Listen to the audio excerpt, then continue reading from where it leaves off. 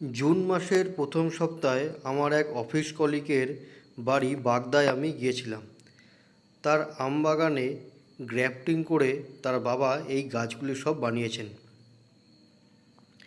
আম বাগানে ঢুকতেই অসংখ্য এরম ছোটো ছোটো চারা চোখে পড়ল এবং সবার প্রথমে যে আমটা দেখলাম সেটা হচ্ছে ব্যানানা ম্যাঙ্গো। খুব ইউনিক শেপের একটা আম, খেতেও খুব সুন্দর ফ্লেভারযুক্ত আম।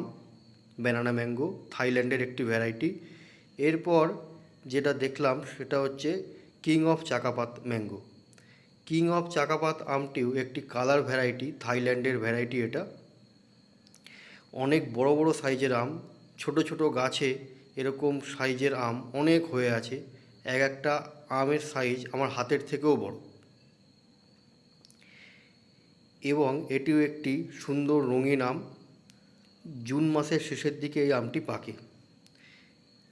এরপর ছিল থাইল্যান্ডের 12 মাসি কাটিমন আম।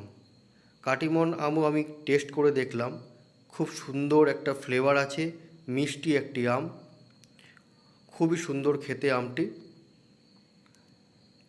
এই আমও অনেক ছিল এখানে। এরপর যে গাছটি ছিল সেটি হচ্ছে জাপানের সেই বিখ্যাত মিয়াজাকি আম। আমটি এখনও পাকেনি বলে এরকম কম রং হয়েছিল, পাকলে আরও ডিপ লাল হয়ে যাবে আমটি। খেতে খুব একটা মিষ্টি নয়, যারা চড়া মিষ্টি আম খায় তাদের এই আম খুব একটা ভালো লাগবে না। এছাড়াও এরকম প্লাস্টিকের ড্রামে, হাফ ড্রামে এরকম ছোটো ছোটো গাছে অসংখ্য আম হয়েছিল।